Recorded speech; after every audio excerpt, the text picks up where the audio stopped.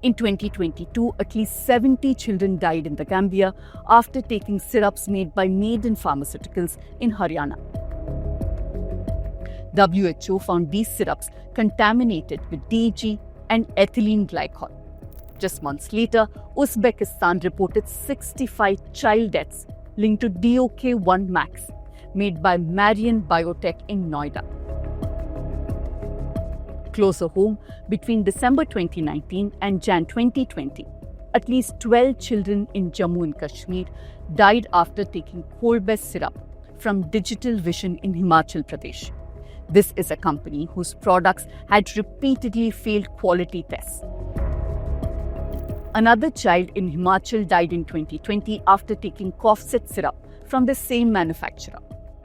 This Digital Vision's Sereco CP tablets were even found fake in Maharashtra back in 2015. 5 years later, the owners are still out on bail and the case drags on. DEG-related deaths in India go back even further, to 1972 when 15 children in Chennai died. In 1986, 14 patients lost their lives in Mumbai, 11 in Bihar in 1988, 33 children in Gurgaon in 1998. Watch the full episode of Let Me Explain on the News Minutes YouTube channel.